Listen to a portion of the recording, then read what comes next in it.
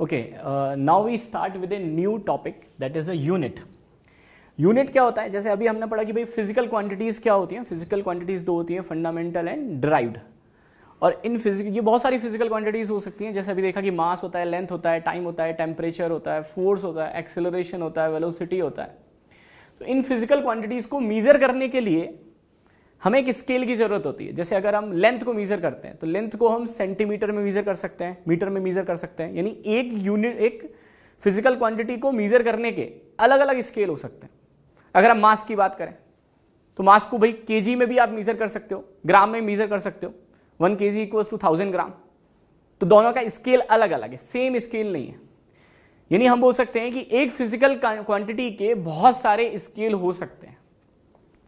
तो स्केल क्या होता है? That is a unit. तो unit is a scale to measure that physical quantity. अब हमने अलग अलग सिस्टम बनाए जिसमें हमने अलग अलग स्केल के पैरामीटर्स रखे।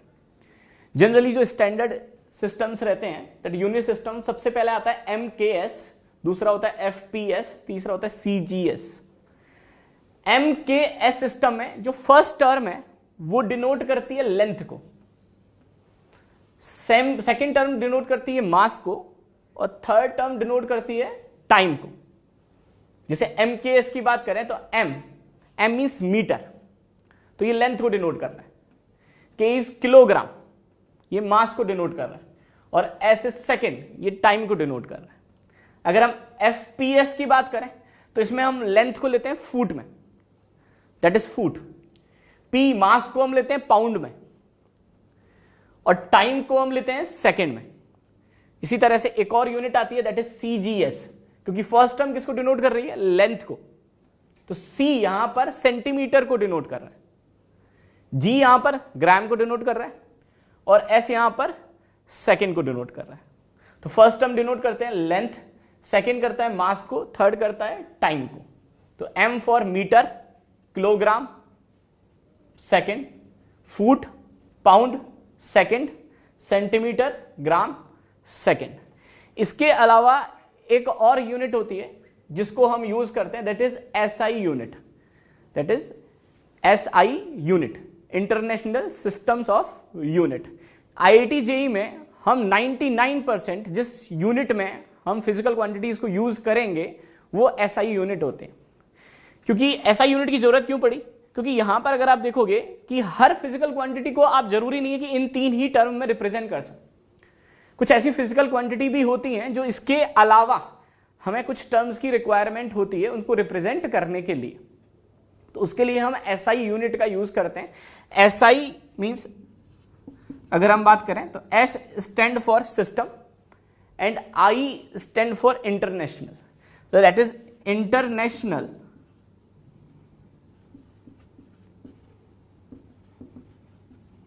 System of unit.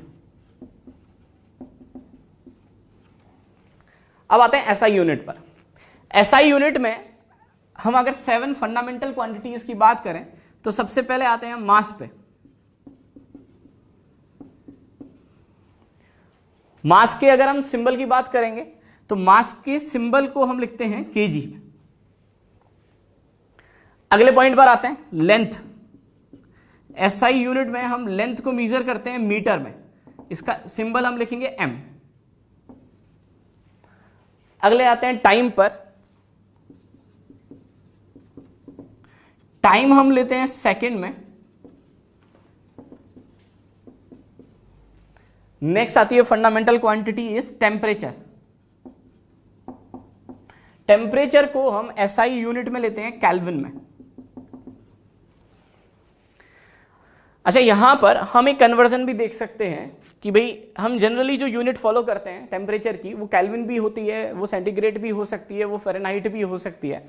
तो रिलेशन क्या होता है तीनों में, हम इसको ध्यान रख सकते हैं, जैसे हमें आगे आने वाले चैप्टर्स में हम इसका यूज कर सकें। That is equals to C minus 0 upon 100 minus 0 is equals to F minus 32 upon 180 is equals to K minus 273.15 upon 373.15 minus 273.15।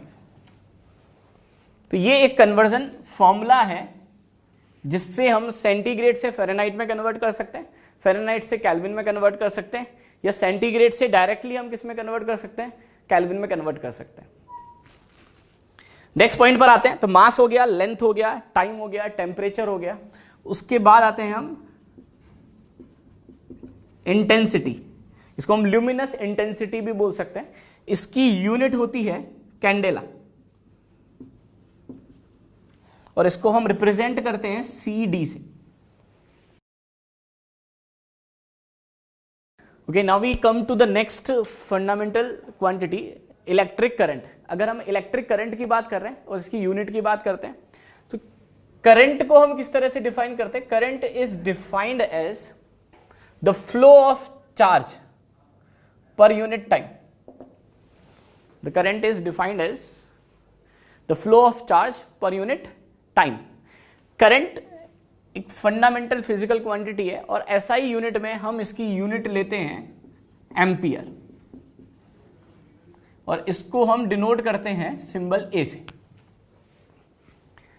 Next point पर आते हैं, that is amount of substance. Amount of substance के लिए जो unit हम follow करते हैं that is mole, और मोल डिफाइंड होता है weight upon molecular weight. Clear? These are the 7 fundamental quantities जिसकी SI यूनिट मैंने आपको बताई। तो मास को हम लेंगे केजी में, लेंथ को लेंगे मीटर में, टाइम को हम लेंगे सेकेंड में, टेम्परेचर को हम लेंगे केल्विन में, जिसको हमने सेंटीग्रेड में या फिर फ़ारेनहाइट में कन्वर्ट होने का फॉर्मूला भी देख लिया।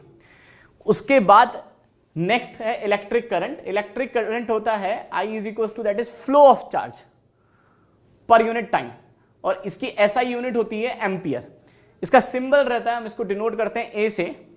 और the last one that is amount of substance. अगर हम अमाउंट ऑफ सब्सटेंस की बात करें तो इसको हम डिनोट करते हैं मोल से, और अगर हम इसके फॉर्मूले की बात करते हैं that is wait upon molecular wait. अब ये तो हुई फंडामेंटल फिजिकल क्वांटिटी की SI यूनिट।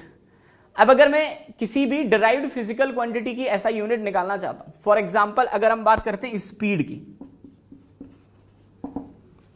स्पीड जैसे बताया, स्पीड होता क्या? Speed is a distance upon time. तो डिस्टेंस को हम किस में मेजर करते हैं? डिस्टेंस इज ए लेंथ, और लेंथ को SI यूनिट में हम किस में मेजर करते हैं? मीटर में, दैट इज मीटर। और टाइम की अगर हम बात करें तो टाइम इज सेकेंड। तो इसकी SI यूनिट क्या हो जाएगी? मीटर अपॉन सेकेंड या मीटर पर सेकेंड। इसी तरह से स्पीड अगर मुझे आ गया, तो अगर हम एक्सेलरेशन पर आते हैं,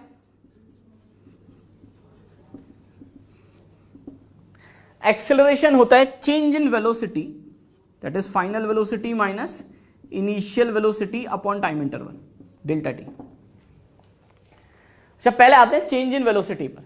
चेंज इन वेलोसिटी की SI यूनिट क्या होगी? वेलोसिटी की SI यूनिट वही होगी जो स्पीड की होगी, क्योंकि वेलोसिटी होता है डिस्प्लेसमेंट अपॉन टाइम, और डिस्प्लेसमेंट भी लेंथ की टर्म में मेजर किया जाता है। यानी हम बोल सकते हैं स्पीड और वेलोसिटी दोनों की यूनिट सेम है, that is metre per second. अब अगर मैं आपको बोलूं कि मैं 10 मीटर पर सेकेंड से भाग रहा हूं, उसमें से मेरी स्पीड 2 मीटर पर सेकेंड से कम हो गई, तो मेरी स्पीड कितनी हुई? आप बोलोगे 8 मीटर पर सेकेंड। इसका मतलब अगर मैं सेम फिजिकल क्वांटिटी को सब्ट्रैक्ट करूं तो उनकी यूनिट वही आती है। जैसे 2 मीटर में से 1 मीटर को माइनस कर दिया तो कितना आया? 1 मीटर ही आया, तो उसकी यूनिट कितनी है? मीटर ही है। तो सेम चीज यहां पर, that is change in velocity. तो इसकी यूनिट वही होगी जो वेलोसिटी की होगी, और वेलोसिटी की यूनिट क्या होती है? Metre per second upon delta T is change in time interval. तो चेंज इन टाइम इंटरवल की यूनिट भी वही होगी जो टाइम की होती है, और टाइम की यूनिट क्या होती है? सेकेंड। तो that is metre per second square, that is metre per second upon second, that is metre per second square. तो इस तरह से हम एक्सेलरेशन की SI यूनिट की बात करें that is metre per second square. इसी तरह से अब एक्सेलरेशन आ गया, तो इसी में हम आगे चलते हैं। एक्सेलरेशन से मैं फोर्स भी निकाल सकता हूं कि अगर हम बात करें फोर्स की, तो फोर्स का अगर आपको फॉर्मूला पता है तो फोर्स का फॉर्मूला होता है force is defined as mass into acceleration. Mass की बात करें तो मास की ऐसा यूनिट क्या होती है, दैट इज केजी। एक्सेलरेशन की ऐसा यूनिट हम निकाल चुके हैं, that is metre per second square. यानी यहां पर मेरे पास फोर्स की ऐसा यूनिट आ जाएगी, that is KG metre per second square. अब क्योंकि फोर्स को डिफाइन किया था न्यूटन ने, इसलिए हम इस पूरी टर्म को यानी 1 kg metre per second square को एक टर्म से रिप्रेजेंट करते हैं, क्योंकि न्यूटन ने डिफाइन किया, इसलिए उनके नाम के फर्स्ट लेटर के सिंबल से हम इसको रिप्रेजेंट करते हैं। यानी 1 kg metre per second square that is equal to 1 newton, या फिर हम इसको 1 एंड सिंबॉलिक टर्म में भी लिख सकते हैं।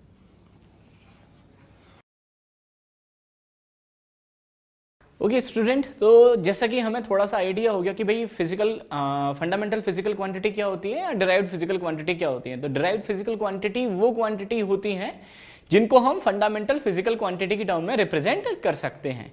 हमने यूनिट्स देख ली, तो अब ऐसा यूनिट की बात कर रहे हैं, तो यहां पर कुछ एग्जांपल्स पर आते हैं जो डिराइव्ड फिजिकल क्वांटिटी के एग्जांपल्स हैं।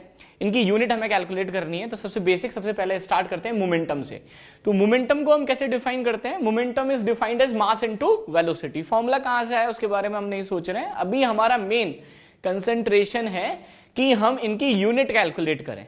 तो मोमेंटम को क्या होता है, that is mass into velocity. Mass की अगर बात करें तो हम इसको केजी में लिखेंगे, ऐसा यूनिट की बात कर रहे हैं, और वेलोसिटी की बात करें तो that is metre per second. तो मोमेंटम के लिए क्या हो जाएगा, that is KG metre per second. अगले पॉइंट पर आते हैं वर्क। वर्क को अगर आप देखोगे तो work is defined as displacement, that is force into displacement. तो work is defined as force into displacement.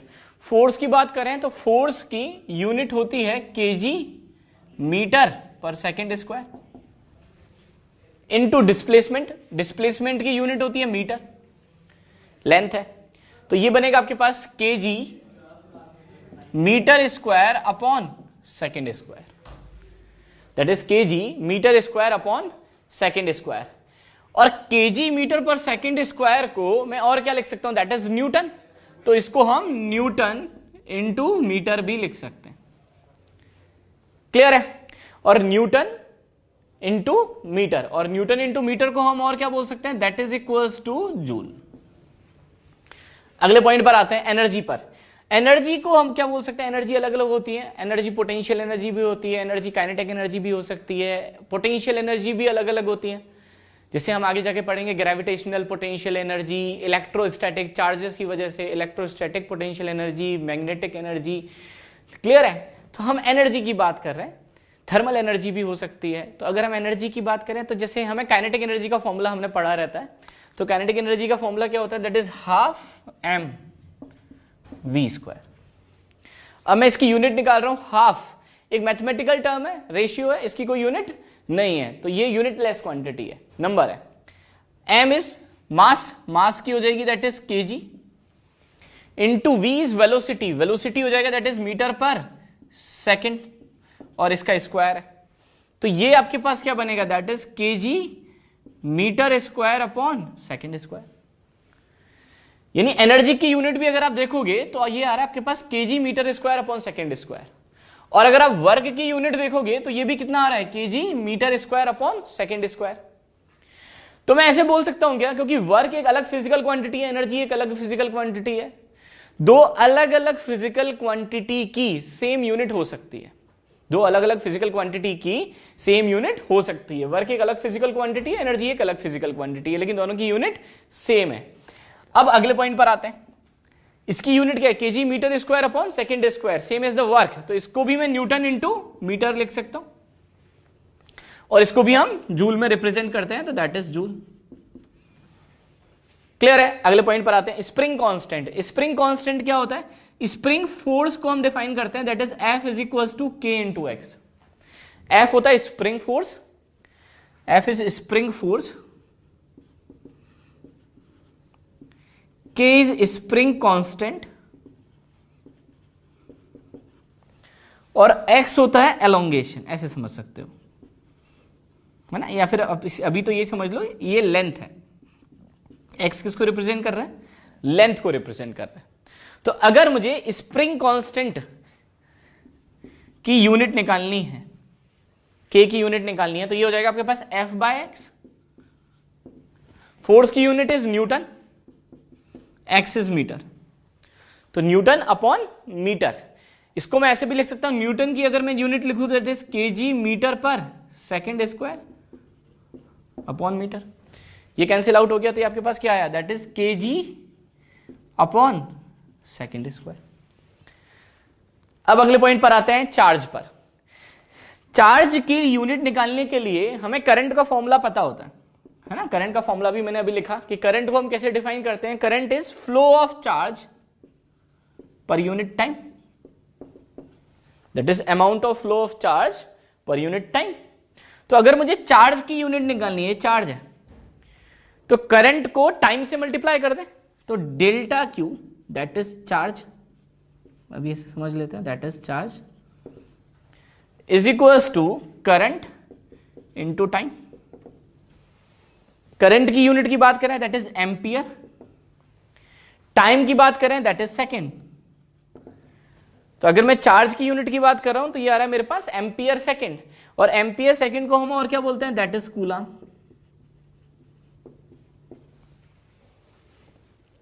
अगला point that is density. Density को हम कैसे डिफाइन करते हैं, density is mass upon volume, density is mass upon volume. Mass के लिए बात करें तो ये हो जाएगा केजी, और वॉल्यूम की बात करोगे तो वॉल्यूम इज मीटर क्यूब, है ना। वॉल्यूम कैसे लिखोगे, length into width into height, तीनों लेंथ को रिप्रेजेंट कर रहा है, तो metre into metre into metre that is metre cube. तो ये बनेगा आपके पास केजी पर मीटर क्यूब।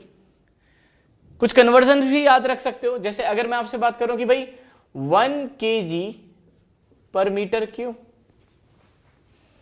इसको ग्राम पर सेंटीमीटर क्यूब में कन्वर्ट करना है, तो हम कन्वर्ट कर सकते हैं, क्या कर सकते हैं, कैसे, 1 KG is equals to that is 1000 gram, है ना। 1 केजी पर मीटर क्यूब, और 1 केजी को क्या लिख सकते हैं, 1000 gram. Metre is 100 centimetre, that is 100 centimetre cube. तो अगर इसको मैं सॉल्व करूंगा तो ये मेरे पास बनेगा 10 raise to power -3 gram per centimetre cube. यानी मैं बोल सकता हूं 1 KG per metre cube is equal to 10 raise to power -3 gram per centimetre cube. या फिर इसको थोड़ा सा और सॉल्व करें तो ये आपके पास आएगा 1 gram per centimetre cube is equal to 1000 KG per metre cube. Clear है। तो ये यूनिट कन्वर्जन है जो हमें कभी ना कभी जरूरत पड़ जाती है। अब आगे चलते हैं अगले पॉइंट पे, दैट इज एंगुलर डिस्प्लेसमेंट। अब इसकी यूनिट कैलकुलेट करते हैं। एंगुलर डिस्प्लेसमेंट होता क्या है, पहले तो इसको समझने की कोशिश करते हैं। जैसे मान लो कि भाई ये एक सर्कुलर पाथ है आर रेडियस का, तो ये एक आर रेडियस का सर्कुलर पाथ हो गया। एक पार्टिकल ए पॉइंट, ये ए पॉइंट ले लेते हैं स्टार्टिंग पॉइंट, और यहां से चल के पार्टिकल मान लो इस पॉइंट पर आ गया। क्लियर है। तो ये सर्कुलर पाथ था आर रेडियस का। एक पार्टिकल ने ए से मोशन को स्टार्ट किया और ए से चलते चलते ये किसी पॉइंट बी तक आ गया। इसको यहां से मिला देते हैं और ये हो गया एंगल थीटा। तो एंगुलर डिस्प्लेसमेंट क्या होता है, एंगुलर डिस्प्लेसमेंट होता है angle covered by the particle at the centre of circular path. तो अगर पार्टिकल ए से बी तक जा रहा है तो जितना वो सेंटर पे एंगल बना रहा है ना, पार्टिकल ए से बी पर गया तो सेंटर पे जितना एंगल बनाया वो एंगल ही, that theta is known as angular displacement.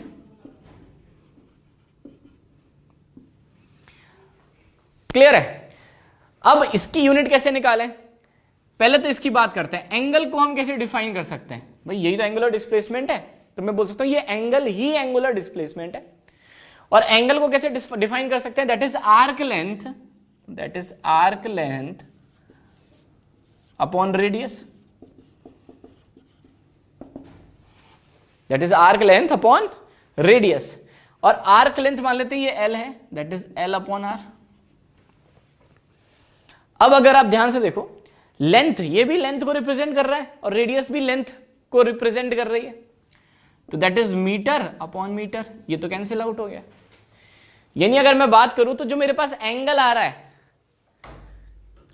यहां से, ये मीटर अपॉन मीटर, इसकी यूनिट तो कैंसिल आउट हो गई। तो एक तरह से मैं बोल सकता हूं कि भाई इसकी कोई यूनिट नहीं आ रही है, लेकिन फिर भी हम एंगल को मीजर करते हैं ना, डिग्री में मीजर करते हैं, रेडियन में मीजर करते हैं। तो मीजर करने के लिए हम मान लेते हैं कि जो एंगल की एसआई यूनिट है that is radian,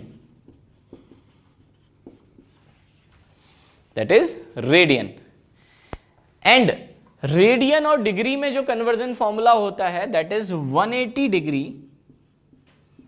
is equal to pi radian. तो that is 180 degree is equal to pi radian. तो 1 डिग्री इज इक्वल टू कितना हो जाएगा? That is pi by 180 radian. तो कभी भी मुझे जो आंसर देना होगा तो मैं हमेशा डिग्री में ना देके किसमें, ऐसा यूनिट में हमेशा किसमें देंगे? रेडियन में।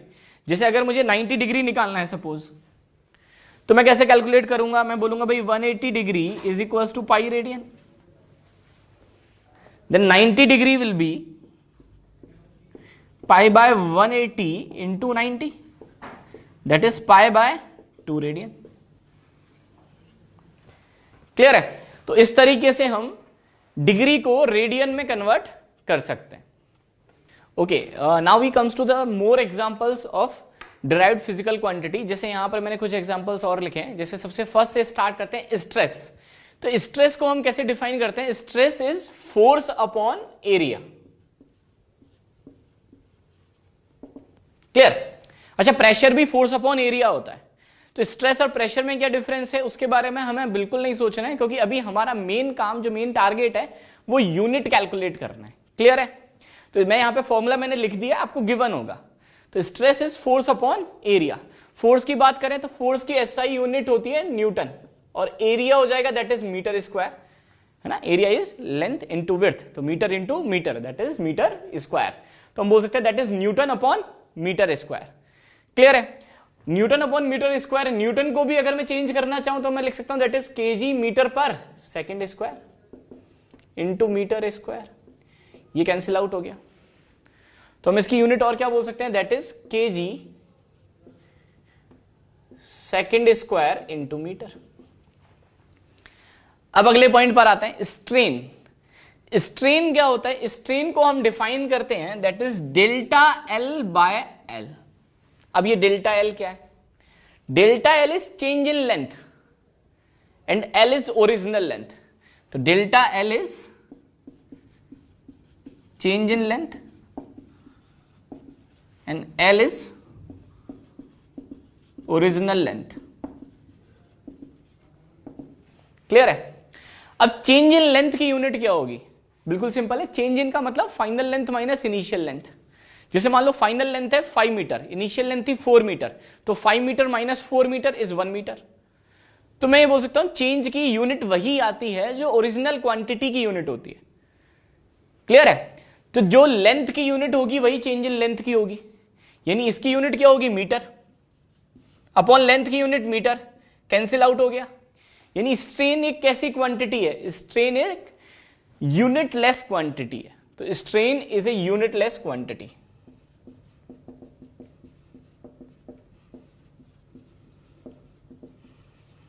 अगले पॉइंट पर आते हैं, इलेक्ट्रिक फील्ड। अब इलेक्ट्रिक फील्ड का और फोर्स का एक रिलेशन आता है हमारे पास, that is force is equal to charge into electric field, है ना। इस फॉर्मूले को लिखते हैं हम F is equal to Q into E. Clear? तो F is force, coulomb force, Q is charge, E is electric field. तो अगर मुझे इलेक्ट्रिक फील्ड की यूनिट कैलकुलेट करनी है तो इलेक्ट्रिक फील्ड क्या होगा, फोर्स अपॉन चार्ज। फोर्स की यूनिट क्या हो जाएगी, दैट इज न्यूटन, और चार्ज की यूनिट अभी हमने कैलकुलेट की है, चार्ज की यूनिट आती है एम्पियर सेकेंड, तो दैट इज एम्पियर सेकेंड। इसको कूलाम भी बोल सकते हैं, तो इसकी यूनिट बनी क्या, that is newton upon coulomb. Clear है। तो electric field is force upon charge, force is in Newton, coulomb charge की बात करें तो चार्ज की यूनिट होती है एम्पियर सेकेंड, और एम्पियर सेकेंड को और क्या बोल सकते हैं हम, कूलाम। तो अगर मैं यहां पर इलेक्ट्रिक फील्ड की बात कर रहा हूं तो इलेक्ट्रिक फील्ड की मेरे पास यूनिट आ गई न्यूटन अपॉन कूलाम। अब अगले पॉइंट पर आते हैं, that is magnetic field. Magnetic field के बारे में अगर हम बात करें तो मैग्नेटिक फील्ड और फोर्स में एक रिलेशन आता है, F is equals to ILB। Clear है। F is magnetic force, I is electric current, L is length, B is magnetic field. Clear. तो मुझे इसकी यूनिट निकालनी है, तो B को मैं क्या लिख सकता हूं, B is F upon IL।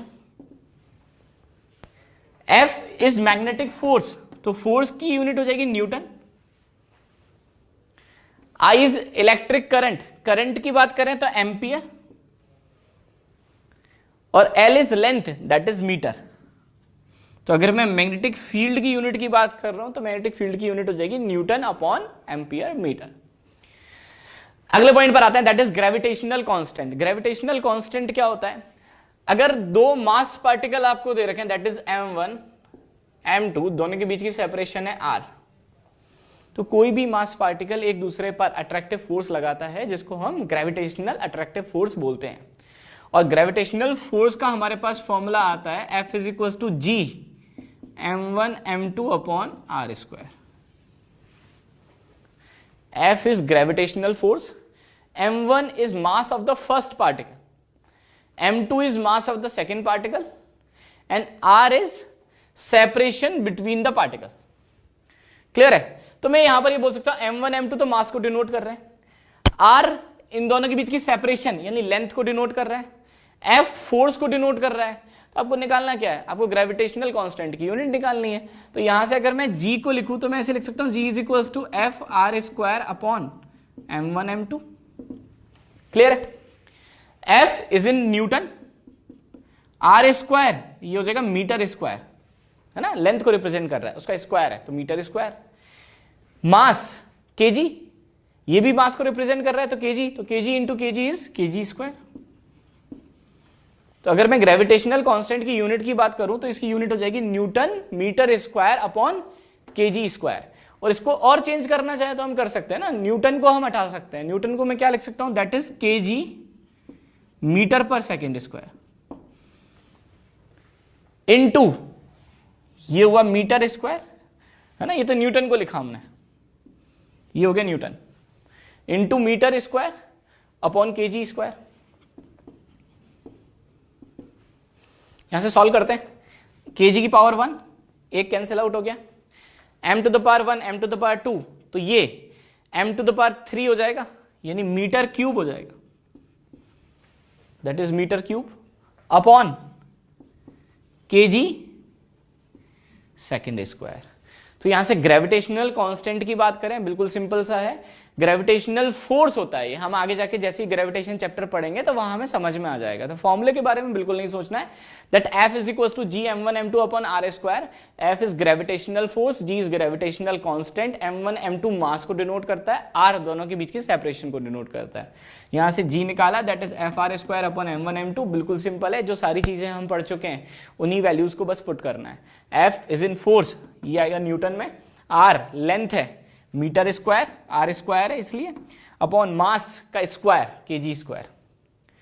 Newton को हमने लिखा KG metre per second square into metre square upon KG square. एक केजी से केजी कैंसिल आउट हो गया, metre into metre square is metre cube upon KG into second square. Okay.